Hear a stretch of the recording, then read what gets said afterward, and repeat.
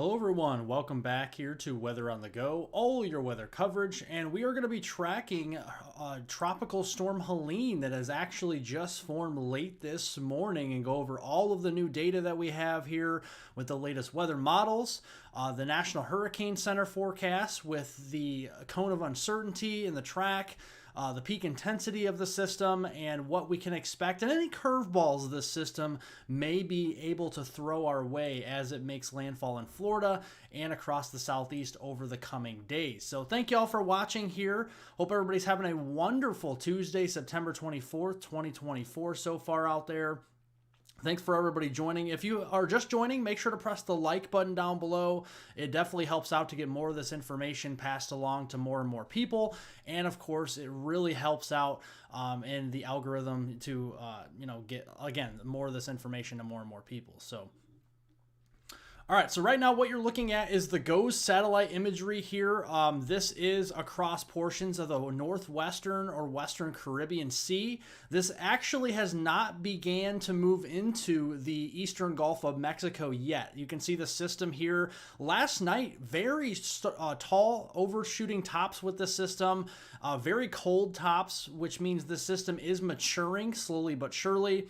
And you can see that we have a broad spin still over here in the Western Caribbean and generally east of the Yucatan and south and west of the Cayman Islands and Cuba here. So we are keeping an eye on that low pressure center. The National Hurricane Center has been able to identify the low pressure center. That's why we're going ahead and naming this Helene already this morning. So that did come out just a couple of hours ago. Let's look at that. So here we go. We got Helene. This is Tropical Storm Helene, 45 mile per hour tropical storm right now. So maximum sustained winds at 45 miles per hour. The movement is to the northwest right now at 12 miles per hour. So that is the latest on the movement of this system. And so looking at the latest from this, we do have hurricane watches that have been hoisted for the huge area here of Florida, including the Big Bend area of Florida. And that goes all the way south to Tampa Bay, Florida, and perhaps all the way down towards the Naples-Fort Myers region as well. We have hurricane watches here in the salmon color. In the yellows further south, going down here just south of Naples and in toward the Keys, we have tropical storm watches here. And then into the Florida Keys itself, we actually have tropical storm warnings. We have tropical storm warnings also for the Yucatan and Western Cuba and Grand Cayman Island as well. So we have a large amount of alerts with this system already this morning. And here's the latest from the National Hurricane Center. This advisory came out just a little bit ago. This was at 2 p.m. Eastern Daylight Time. And you can see they actually upped the ante on this. This is still expected to become a major hurricane as we go into Thursday morning here in about 48 hours from now. And then making landfall now, it looks like mid-evening Thursday evening. So it looks like mid-evening Thursday as a major hurricane, at least a Category 3 here, is expected from the National Hurricane Center in Miami, Florida. And it looks to make landfall here in the Big Bend area of Florida. Obviously, with the cone of uncertainty, there's a little bit of wiggle room with this. It could make landfall a little bit closer to Tampa, or it could make landfall a little bit further west here toward the northwest Florida panhandle. So we'll keep a very close eye on that and the overall track. Then as it tracks up Friday morning into the Atlanta region, it looks to remain a tropical storm. So Atlanta is likely to see a tropical storm with this as we go into the day on Friday, and then a post-tropical cyclone or a tropical depression as it moves all the way up into Kentucky, Indiana, and eastern Illinois region as we go into the start of the weekend on Saturday morning. So there's a lot to break down here with this storm, and if you guys are just joining, again, we are tracking what is soon to become hurricane and actually major Hurricane Helene. It is a tropical storm right now, and if you're just joining, maximum sustained winds of 45 miles per hour, west-northwest movement at 12 miles per hour. That's the latest movement on the system. The system is still currently over the Western Caribbean, and like we mentioned earlier, we do have tropical storm warnings for the eastern Yucatan and western Cuba, also the Grand Cayman Islands. We also have tropical storm warnings for the Florida Keys right now, and we also have hurricane watches in the salmon color here, if you can see them, from the Big Bend area of Florida all the way south into the Tampa Bay region and as far south as Fort Myers and Naples. So that is what we're seeing currently at this time.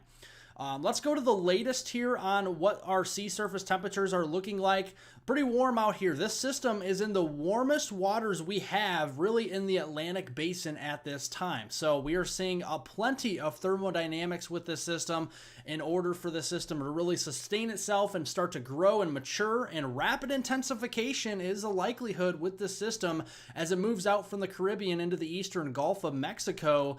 This certainly could become a rapidly intensifying hurricane, and that's why a major hurricane, at least a Category 3 or stronger, is in the cards with this system as it approaches Florida and the Big Bend area on Thursday evening. Thank you, Tabletop, with the 199. Should I worry if I'm in the Wilmington, North Carolina area? Impacts. So yes, we're going over that here now. I'm glad you asked the question. Before we get into the impacts with this system, and I certainly will answer your question, thank you for the 199. I definitely appreciate it. Let's go over the intensity guidance because there's still a little bit of disparity here with the intensity of Tropical Storm and soon to be Hurricane Helene. Right now, a lot of the models are starting to converge on a Cat 2, Cat 3, but there still is some wiggle room here. We could see it rapidly intensify potentially to a low-end or mid-grade Category 4 hurricane. That is definitely in the cards here with this system.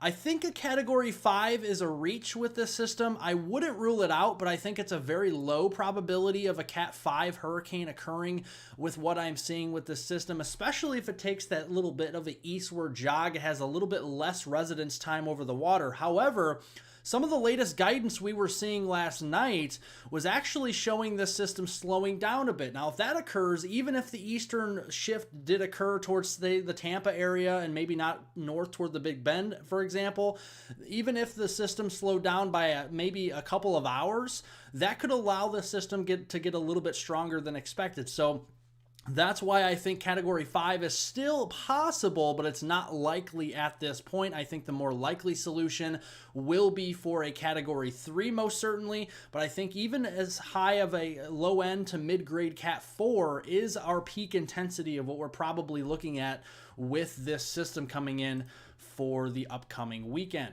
So let's get to the question here. A question in the chat was, should I worry about if I'm in Wilmington, North Carolina? If you're in the Southeast in general, I would worry about this system just in regards to its impacts from rainfall. So this system's going to have a lot of moisture with it. It's going to be a moisture-laden system. As we know with the tropics, there's a lot of moisture in the tropics. Looking at the latest GFS model, has a lot of that moisture moving up into the Carolinas as we go into Friday morning. So if you live in South Carolina, I think Friday morning we're going to see some very heavy rain, locally torrential tropical rains for areas of like Columbia, South Carolina, down into the Myrtle Beach area, down into Charleston, as well as Greensboro. I think some of these areas could really start to see some very heavy rainfall, and that could be on the order of 1 to 3 inches per hour. So some heavy tropical moisture moving into this region. Wilmington looks like lighter rain bands for you as we go into Friday morning. It looks like it starts and kicks off for you in the Wilmington area. Some of the outer bands may start to move in as we go into Thursday evening, but I think more so into Friday morning is when it really starts to get going for you. And again, it's not going to be super heavy rainfall for the Wilmington area near the coast, but I definitely think there could be some heavier pockets of rain, but probably not like the sustained heavy rain like you would see over in the Columbia area, for example, in South Carolina. And again, that is if the GFS is right. And then it looks like we rain itself out over here across portions of North Carolina, western North Carolina, for example, the Asheville, North Carolina region and west of Raleigh, we could get dumped on with several inches of accumulating rain. Again, that's if the GFS model is right with this system, and then it starts to dry up a little bit as we go into overnight Friday into Saturday.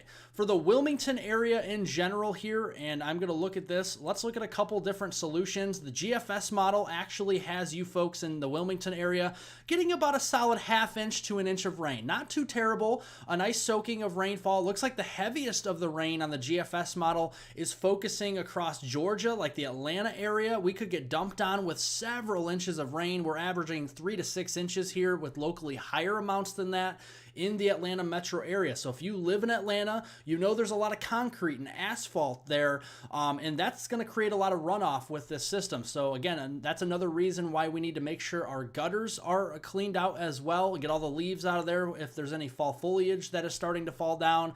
Up here into the western Carolinas, like I mentioned earlier, Asheville, North Carolina, I think that could be a hot spot to where we could see 3 to 6 inches worth of rain. But again, the Wilmington area here, the further east you go here in towards portions of the coastal Carolinas, I think the lighter amounts of rainfall there will be with this system, with the GFS model. Now, if we look at the Canadian model absolutely crushes Georgia and Northwest Florida and the Western Carolinas with rainfall. It actually has over 12 inches locally of rainfall on this model, not too far outside of the Atlanta metro area here. So that is something to watch. Again, this is just one model run, and we just saw the GFS is much lighter than this, but it gives you an idea of how much rainfall we could actually be seeing with this system. If we look at the European model, let's look at the last night run here, 0Z.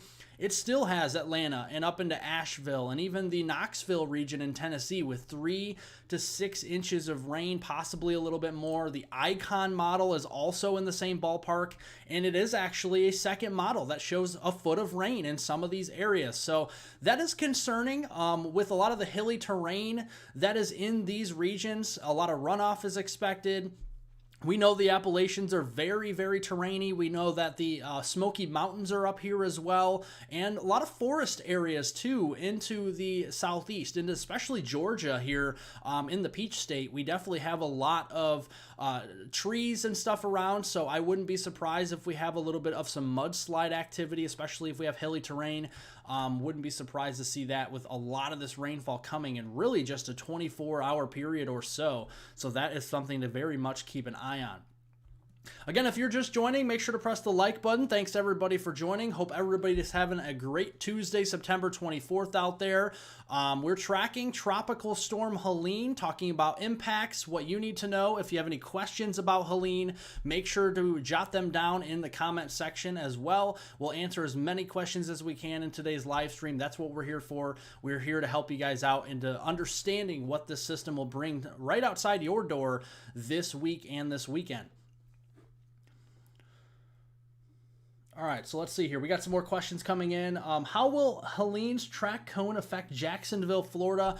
Very good question. Jacksonville, Florida, let's go back to the cone. Jacksonville, Florida is actually officially not in the cone at all, but we know that with any tropical system, impacts are going to be far and wide, even outside, well outside the cone here in some respects. So I think, yes, the Jacksonville area will still get hit hard with this system, at least with some impacts. If we're looking at some of the latest impacts here with the Jacksonville area, and again, there's a couple of models that have that shifting a little bit further east into North Florida rather than the Big Bend area, so that's still something to watch. But the most of the model consensus here, you see this black line, that's the average, and it shows it moving through the western Big Bend of Florida here as a pretty robust system.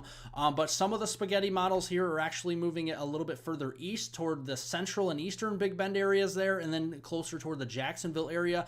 Obviously, the closer the center or the eye wall gets to Jacksonville, the more significant those impacts will be. So looking at the latest hurricane models that are coming out here today, if we look at that, it looks like we're going to start to see that system using the HMON forecast, the HMON down to a 943 millibar low. This is a pretty robust, probably category 3 hurricane on this model, and that has it moving into the central Big Bend area, for example. If we look at the H-Wharf parent model, it also has that down to around a 922, very robust Cat 4 on this model. So a lot of models are showing Cat 3 at least, but even some Cat 4s on some of the model guidance that is coming in here at midday. So that is something we're keeping a very close eye on here We're going to go over to the HAFS A model here. HAFS A model, we're going to start to see that again a little bit weaker of a run here at 12Z, so that is something to keep an eye on. HAFS B is a little bit weaker as well, but also moves it up there towards the Big Bend. So if I'm in Jacksonville, Florida, for example, I would prepare for potentially a couple inches of rain, some wind with this system. I think that is definitely a good possibility. I think the heaviest of the rains will be west of the Jacksonville area proper. I think it'll be more toward Tallahassee, in toward the Panama City area perhaps, and then of course in toward the Big Bend areas there of Florida. Atlanta is going to have some pretty significant impacts, with most of the model guidance having at least 3 to 6 inches of rain dropping over the Atlanta metro area. We also again talked about the cement and the asphalt in these big cities. That could lead to a lot of runoff, so that is something we're watching very closely. Thank you, Bio, for the $5. Should Clarksville, Tennessee be concerned later this week? Thank you. Absolutely. That's what we're here for. Thank you so much for the 5. Looking at Clarksville, Tennessee, I believe that's in northwest Tennessee. Yes, you're going to see some impacts from this system. Heavy rainfall is going to be the biggest potential with this up there. We're not really going to talk about any winds with this system up there because by the time it gets up into Tennessee in the Tennessee Valley region, it's going to be more of a rainmaker than a wind maker. But definitely seeing some pretty heavy rain overspreading that region Friday night, and into Saturday morning. And into the Clarksville area, that could be adding up to a couple of inches. The Icon model, for example, giving you around an inch to 2 inches there in the Clarksville region. The Euro run from last night is giving the Clarksville region around an inch of rain. The GFS model is around an inch of rain as well, and actually continues to rain even through the day Saturday. And then the Canadian model actually gives you the most rainfall in Clarksville, possibly closing in on 2 to 3 inches. So I would say in the Clarksville, Tennessee region, I would brace for 1 to 2 inches of rain with isolated 3-inch rainfall totals. I think that's more of the realistic run with this system. So I would look for 1 to 2 inches of rain, most certainly, and isolated 3-inch totals with this if you do live in the Clarksville, Tennessee region. Thank you, Alita, for the $5. Definitely appreciate it. Thanks for watching. All right, let's see here. More questions. Again, if you have any questions, we are here to answer as many questions as possible. We're talking about impacts. So if you have a certain city that you want me to look up and answer any questions about what impacts you may have in the eastern or southeast U.S. with this system, I can give you my best overall analysis on what you can expect right outside your door in your city with this system. So make sure if you have any questions, jot them down. Also, again, if you are not a subscriber to my channel, make sure to subscribe to the channel down below here, Weather on the Go. It's all your weather coverage. We do videos. I just posted a video this morning talking about all the impacts, even the weekend forecast. We do long range forecasts here on this channel, and a lot more things as well, including winter forecasts and spring forecasts and etc. So make sure to subscribe to the channel, turn on all post notifications so you're notified for my latest videos and live streams on this channel. Definitely appreciate it.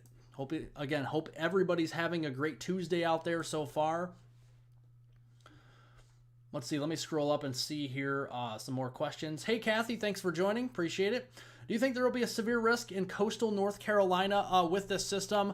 The Storm Prediction Center has a marginal risk of severe weather on day 3. The day 3 outlook, I believe that would be for Thursday. As this system makes landfall in Georgia, the parts of eastern Alabama, northwest Florida, they have a marginal risk. I would like to think probably upgraded to a slight risk of severe weather. That would mainly be for inland tornado potential as this system moves in, so we'll be watching out for that. I think there could be some severe weather with this, but I think the most significant overall impacts with this system will be storm surge, number 1. Number 2 will be the winds as it comes ashore. And then number 3, and it's going to be a big issue, is the rainfall. And you see how widespread it is here. And not only for the southeast, a lot of this into the weekend spreads up into the Ohio Valley, spreads into the Tennessee Valley, parts of the Mid-Atlantic, and the Northeast will also get some remnants from this as well. And so I think areas along and east of the Mississippi River, if you are in the eastern U.S., east of the Mississippi River, this is a system worth watching for at least unsettled weather, for rainfall as we go into this upcoming weekend through your Friday, Saturday, Sunday time frame. That is something we're going to keep an eye on and update you on throughout the week. Do you think that Helene can bring tornadoes? Yes, certainly. We just answered that. I think we could see some tornadoes with this. Usually with tropical systems and hurricanes, the tornado potential is greatest on the eastern side. So let me actually kind of show you this real quick. And let's zoom into the southeast U.S. and show you what I'm talking about. So let's go back here. Let's just use the icon model here, for example. Forget about the strength of the system. Again, it's going to vary model to model, but let's just like look at this system here. So as the icon model has this coming in around Thursday evening, like the National Hurricane Center is expecting, so landfall expected now Thursday early to mid-evening around 8 o'clock or so Eastern time, and we could be seeing some pretty heavy rainfall bands across central and northern Florida. Eastern areas, so Jacksonville, we had a question about Jacksonville earlier on in the live stream here. I think the Jacksonville area could be seeing that area. You're on the eastern side of the system, right? So you could have tornado potential there. Orlando is another big city that we need to watch for. Tallahassee, maybe even the Tampa area could be seeing some tornado potential, and all the way down to Naples, Fort Myers, and those areas as well. So if you live in central or north Florida, northeast Florida, whatever it may be there on the eastern side of this system, I think that's the area where we could see the most prone to tornadoes. Not to say we can't see tornadoes on the northwest side, so we're not forgetting you over here in Panama City, or any areas up here north and west of Tallahassee, even southern Georgia. We're going to keep a very close eye on it. As it moves up into the eastern Carolinas, I think it could carry a tornado risk with it potentially into eastern Georgia and the central and western Carolinas especially. So if you live in the Raleigh area, Columbia, Myrtle Beach, Charleston, Savannah, Georgia, those areas, I think the tornado threat may be increasing for you as you're on the eastern side of this system. That will be more for overnight Thursday into Friday. And again, just like severe weather setups, this would be an overnight setup for tornadoes too. So this needs to be watched. I think that this could be upgraded from a marginal to a slight risk of severe weather. If you guys have checked out the Storm Prediction Center outlooks, they have that currently at a marginal risk level 1 out of 5 for Thursday at this time. So we'll keep a very close eye on that. There's still some details that we need to still look at with this system, and some of this will come in nowcasting. I think nowcasting is definitely a real thing with hurricanes. As you know, hurricanes are not always perfect, and the models are never perfect with any storm system. We know that, but it gives you a good idea. It's guidance, right? It gives you an idea of what these systems could do.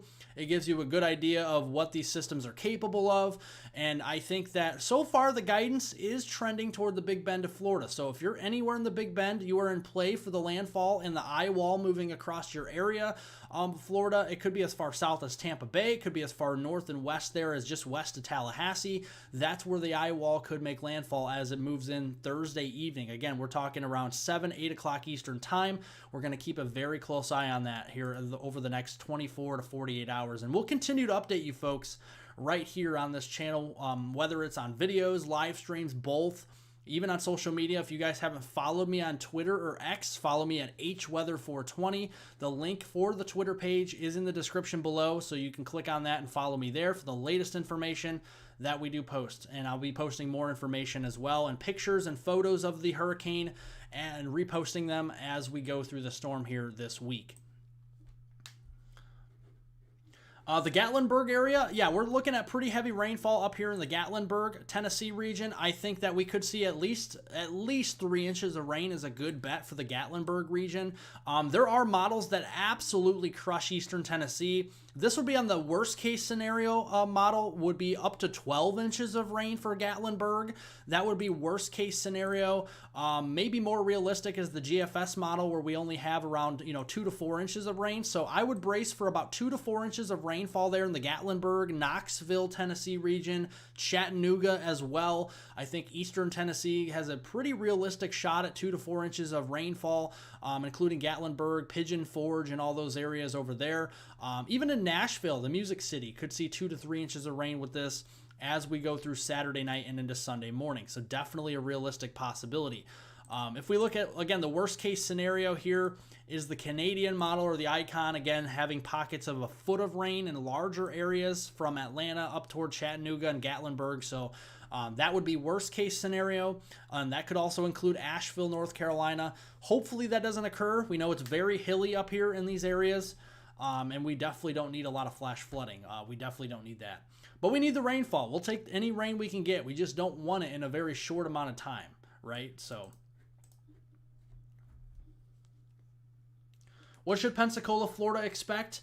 A lot of rain and a lot of wind. I think the Pensacola region could see a couple inches of rain over here. I think we could see some pretty strong winds. Obviously, the eye wall looks to probably be just to your east, I would say, into the Big Bend area of Florida, but I think the Pensacola area could still see some pretty decent impacts as far as storm surge. And just looking at that here, let's go look at the storm surge. The peak storm surge from the National Hurricane Center came out with a new graphic here just late this morning after they named Tropical Storm Helene, and this is the latest on the storm surge. We could have up to 15 feet storm surge here into areas of the Big Bend of Florida, and that could extend down towards Tampa. We could have into the Bay, the Tampa Bay region, we could have up to 8-foot storm surge with this system. That is a possibility. 5 to 8 foot storm surge in the Tampa Bay area, even down towards the, say, Naples, Fort Myers area. We're looking at 3 to 5 foot storm surge in those areas.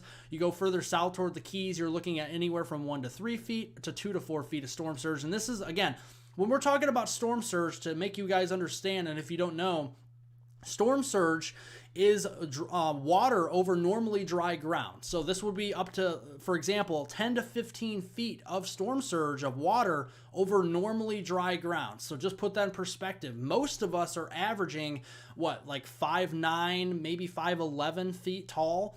This would be well over our heads and unsurvivable here into the coastal regions of the Big Bend of Florida. So that's putting you in perspective. Most of our ceiling heights are 10 to 12 feet, depending on your home. This is actually going to be that high. So definitely something to be very careful of. And if you have any evacuation orders in the Big Bend of Florida, I suggest you heed the warning from your local officials with this system, because this is a dangerous storm. We don't like to use that word lightly. When we say dangerous storm, that means it's going to be a dangerous storm. Category 3, Category 4 hurricane.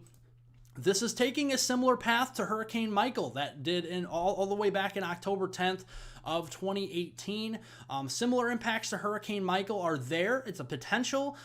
Will it be that way? Maybe, maybe not. We'll have to wait and see. We'll assess after this hurricane has moved through. But definitely, it's very interesting. It's taking a similar path to what Hurricane Michael did back in 2018.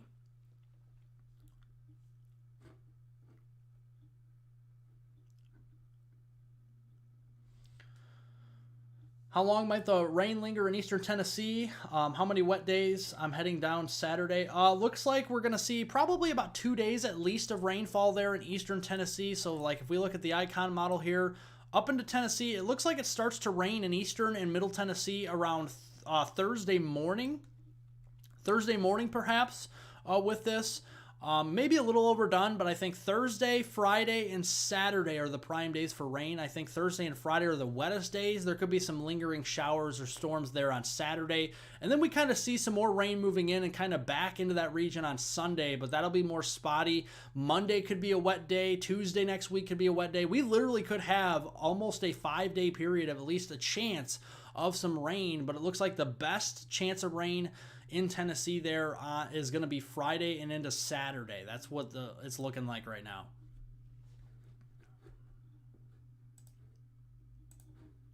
So that's what we're looking at. Thank you all for watching. If you guys are here, make sure to press the like button down below. It's a thumbs up, and also subscribe to the channel. We're getting close to 100,000 subscribers right here on the channel. Definitely appreciate all the support.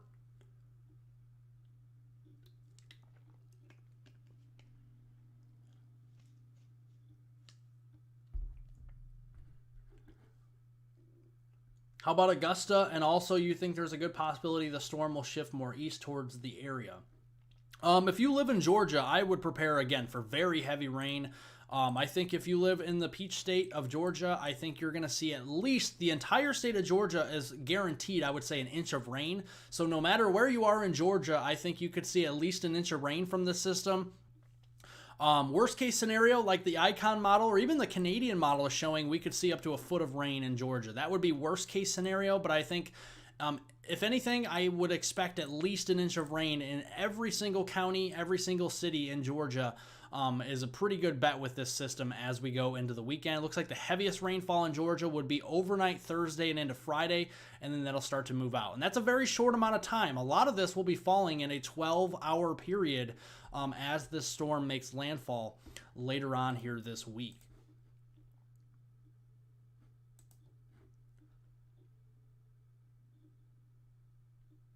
Yeah, like I said, the Wilmington area. Right now, Wilmington is on the far eastern fringes of this system here. I don't quite think that we're going to see the worst of the impacts in Wilmington, but you'll definitely see impacts. It looks like, again, the Wilmington, North Carolina area, we could see impacts again Friday morning.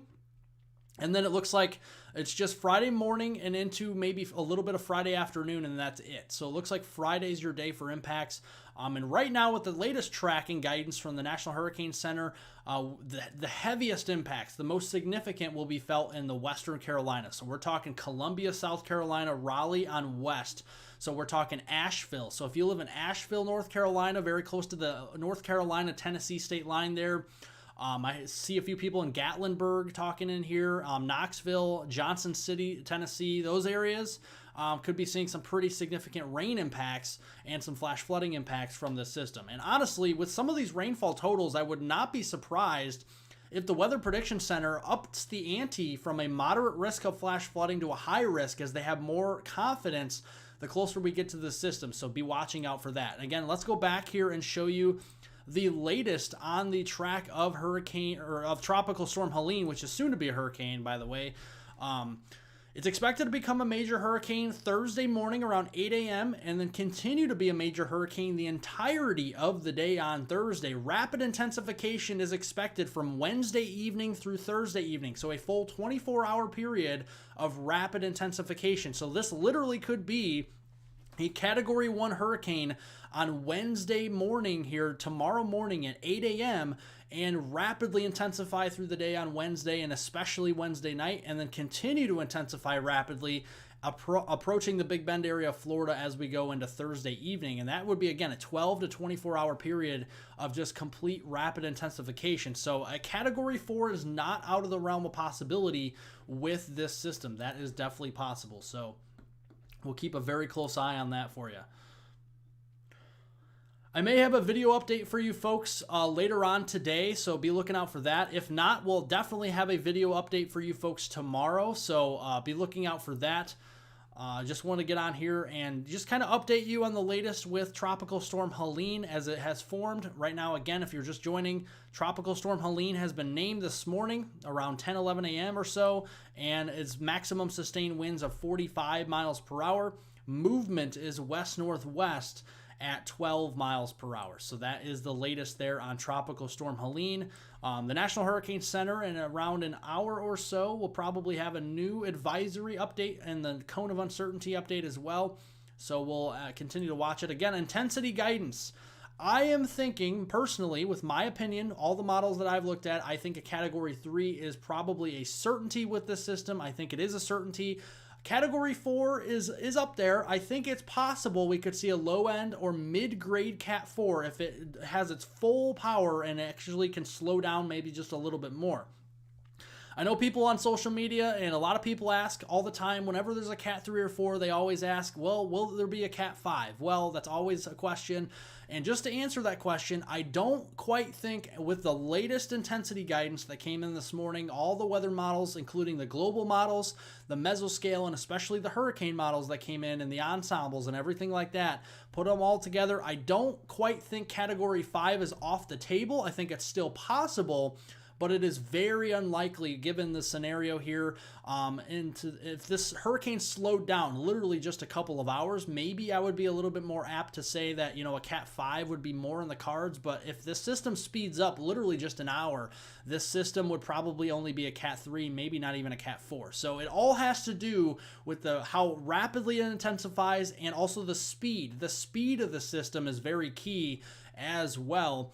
As if it's over the warm waters, and we showed you how warm these waters are over here, it's going to have a long residence time in waters that are 30, 31, 32 degrees Celsius. And just to convert that over to Fahrenheit, that is sea surface temperatures that are well into the 80s, if not low 90s. So this has a very soupy water supply with it. And what I mean by that is it's got no shortage of thermodynamics at all. So this system is the only way to disrupt this system would be dry air somehow or land interaction. And we won't have that land interaction until it hits the state of Florida, unfortunately. So that is what we're looking at with this system. Again, a very similar track to Hurricane Michael, Major Hurricane Michael, from literally about 6 years ago, back in 2018. But other than that, that's what we're looking at with this system. So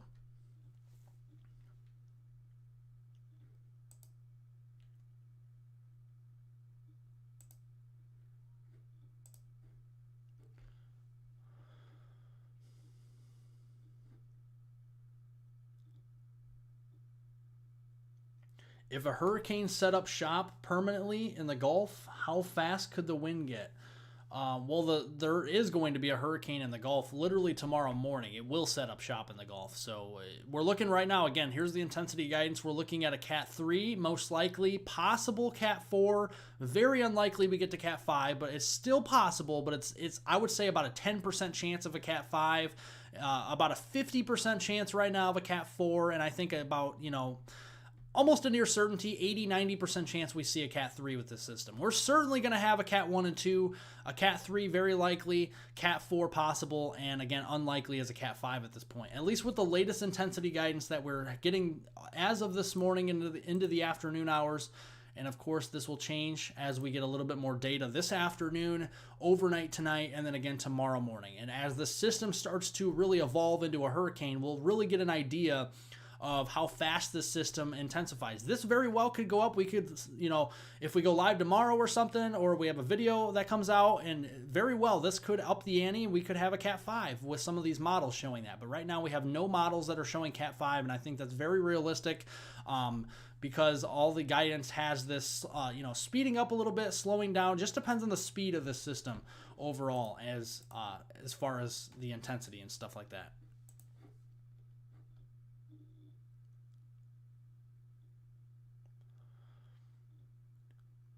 Yeah, we're just mentioning Johnson City, Tennessee. If you're in Johnson City, I would say about 3 to 6 inches of rain is a likelihood with this system in the Johnson City area, with isolated totals that could go up to 12 inches, depending on the track, like how slow the system will be. Again, it's all about the track, all about the speed of the system. That's really going to be the name of the game with this system, is all about the speed and the track.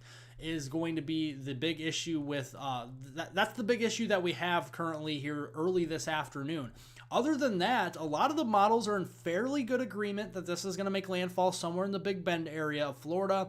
I think we're going to have even more agreement this afternoon, and especially tonight with the model guidance that comes in. It'll narrow that swath a little bit. We'll give you more of a consensus on where this could make landfall. Even in the Big Bend area, we could start naming out cities potentially as this gets closer tomorrow or tomorrow night, and where we think this could make landfall. And then, of course, all of the southeast, we're going to get slammed by some very heavy rainfall. Flash flooding is on the table. And by the way, let's look at the flash flooding guidance here. A large area here that has that moderate risk for flash flooding. And just to give you an idea, in the red shaded color here, this means numerous flash floods are likely, if not expected.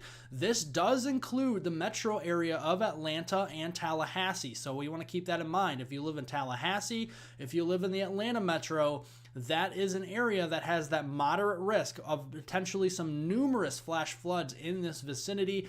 Obviously, not everybody in this red shaded, yellow, or green shaded color will see a flash flood, but the probability of one is much higher, especially the higher the color you are. So if you're on a green, you have that marginal risk of flash flooding.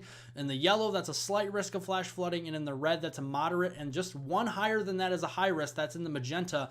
Again, we were just mentioning a few minutes ago that this would not be surprised if like the Tallahassee area did get upgraded to maybe a high risk for flash flooding as this system gets closer, depending on the track again, the track and the speed. If it slows down, it would dump more rain, right? And the track of it as well, and how strong these rain bands could be and where they go. and if they train over the same areas.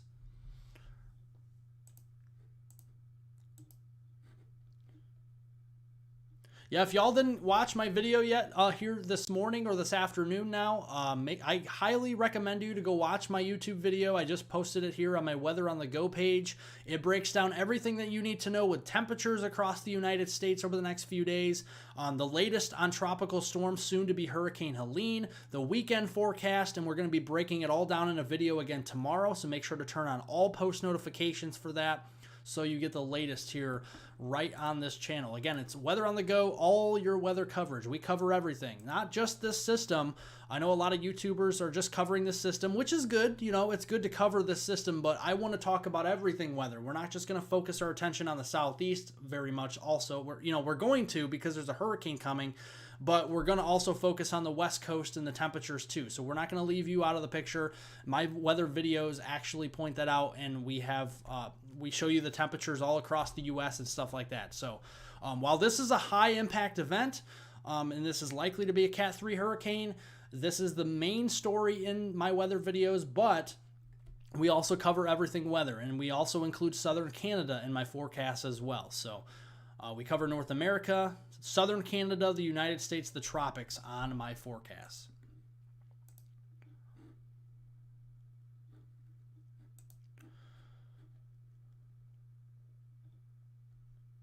The tornado potential in Johnson City is going to be low. I think, if anything, the low pressure will move right over your area. The eastern side of the system is going to be the most worrisome for tornadoes. That would be more into North Florida, eastern portions of Georgia, and then into the central, really much of the Carolinas, I would say. I'd say central Carolinas, eastern Carolinas, the tornado threat will be increasing through the day on Friday, at least Friday morning, the way it's looking right now. As far as Johnson City, Tennessee, I think it's mainly the impacts, the heaviest impacts for you will be the very heavy rain and flash flooding potential. A lot of runoff with this system is certainly a possibility.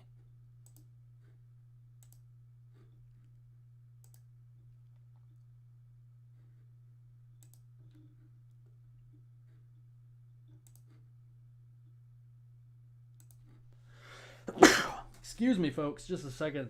It's allergy season after all. I live in northern Illinois, and our leaves are falling like crazy right now. I just went outside earlier this morning, and I had a bunch of leaves on my vehicle. I had to get off, and they're falling all over the place. We had a couple of cool snaps, and it's making me sneeze. The allergies are coming back because the leaves are falling off the trees, so I apologize for my sneeze. All right, folks, so that is the latest update on Tropical Storm Helene. Obviously, if you guys want more updates, subscribe to this channel. We'll keep you covered. We'll have potentially another video this afternoon. If not, we'll have for sure another video tomorrow updating you on this system. We'll potentially also have another live stream, and we're also going to be keeping coverage on this on my Twitter page, or X, at hweather420. That is down below the description of this video. Just click where it says more down below, and then you can see where it says social media. It says Twitter/X. Follow me there at hweather420, and you'll get more information. I'll be reposting pictures and stuff of the hurricane making landfall on there. If you want to email me with any questions or anything like that, you can email me at weatheronthego20@yahoo.com. Again, that's weatheronthego20@yahoo.com. So that is that. So thank you all for watching. Hope everybody has a safe and fantastic Tuesday out there. Stay safe and stay wonderful. Have a great rest of your Tuesday, everybody. We'll keep you updated right here on this system. Stay safe, everyone.